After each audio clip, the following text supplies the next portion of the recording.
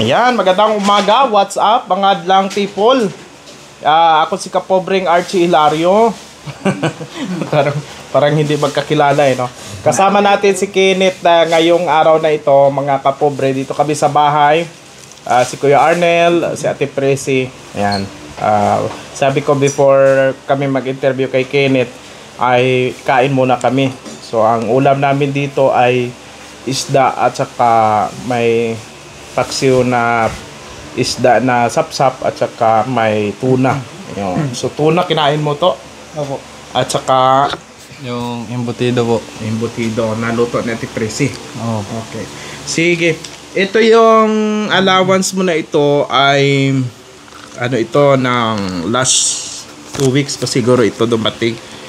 Kay Ate Gloria mayroon kang 4,595 and 30 centavos. At saka para kay Nathan, yung kay Ma'am Ibaloy ng Adelaide ay 2,000. Yun, 2,000.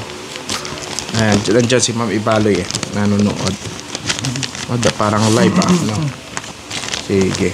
Ito yung bigay ko sa iyo Ito muna yung kay Ate Gloria.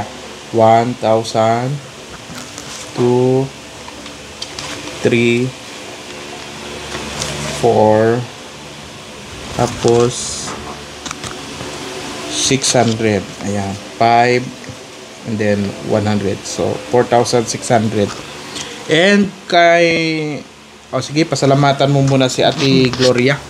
Dito, tingin doon. Sige. Maraming salamat po Ate Gloria sa patuloy pong pagsuporta po sa aming magkakapatid at God bless po sa inyo at patuloy ko po kayong ipag-pray. Lahat po kayo na tumutulong. Thank you po.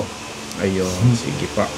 And ito naman kay Ma'am Ibaloy para kay Nathan, 1,000 2,000 pesos. Kasi Ma'am pasalamatan mo siya Ma'am. Maraming salamat po Ma'am Ibaloy sa patuloy pong pagsuporta at pagtulong po sa kapatid ko pong sinataan kahit minsan po matigas yung ulo. Pero ngayon po para na po, nag-improve na siya at nakikinig na po siya sa akin. Oh. Takot po siya sa akin Tinakot sikreto mo ba't tinakot mo si si Nathan? Lang po, sinasabihan ko lang naman po siya na na hindi niya pag may matabok ni mama makaro yun.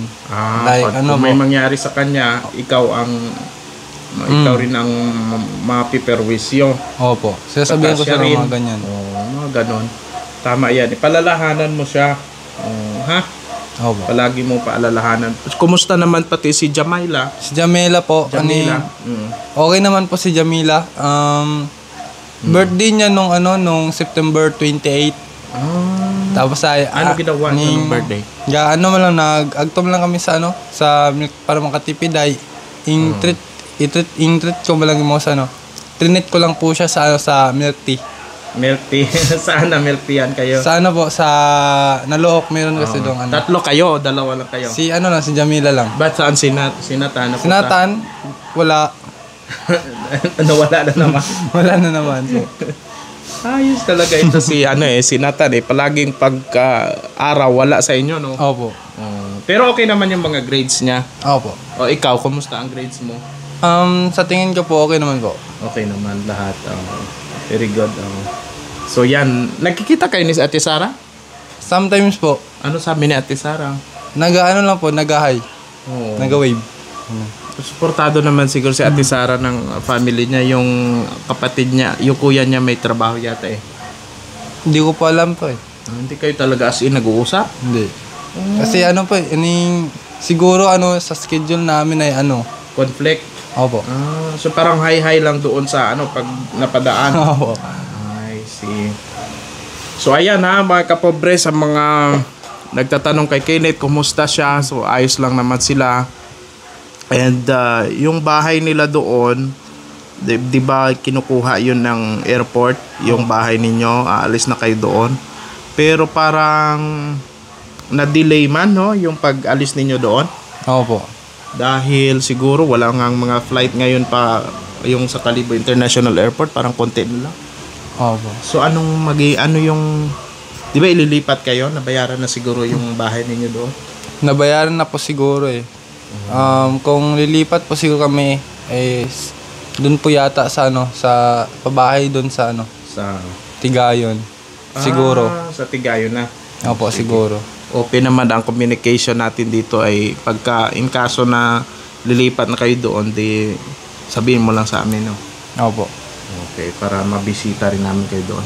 At saka ngayon dito pumunta si Kenneth sa bahay, then ihahatid namin siya maya-mayang konti. Opening salvo ngayon ng Ati-Atihan Festival, and sana ay makapunta kayo dito sa amin sa 2025. Ayan, sa January ang Ati-Atihan Festival. Pero opening salvo na po ito ngayon.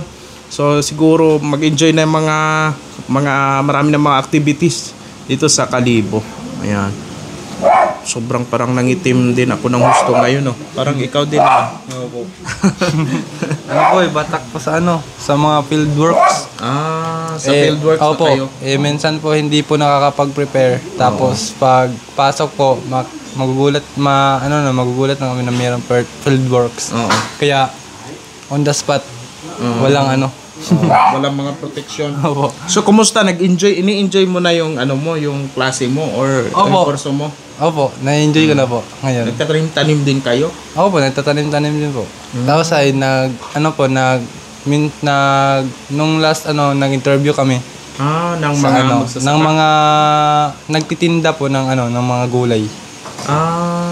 Ganun. May mga ganyan kayo? Opo. Pinag-aralan niyo yung about sa mga gulay? Opo, po kasi, meron po kasi kaming gulay na tinanim. Tapos, tumubo naman. Dapat po namin yun na mabenta. Ang pinagawa po sa amin ng teacher namin is nagpa-survey kami about sa aming selected crops. Yung pinili ko po kasi is sili. Sili. Kumusta dito ang sili na ibenta nyo? Tumubo ba? Tumubo ba yung... Hindi pa po kami hindi pa po ako nakapagtanim po eh. Magtatanim ka ng sili. Opo. Tapos ibibenta namin pag nagkaroon na ng pag bumunga na. Opo. Saan ito? Tanim doon din sa Iisyo? Hindi po.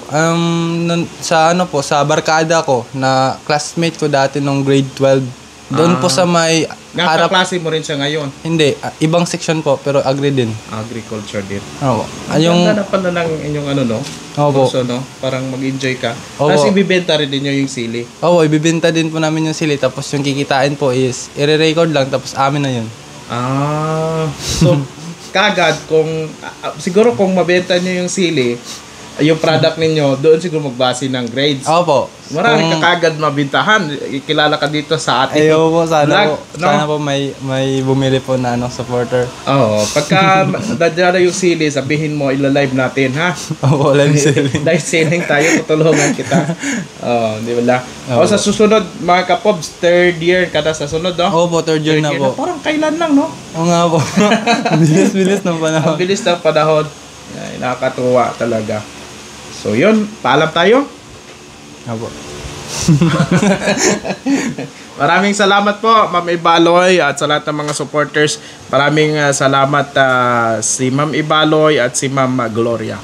Yun. Maraming salamat po. Bye-bye. Paano peace out? Pag ganyan, no?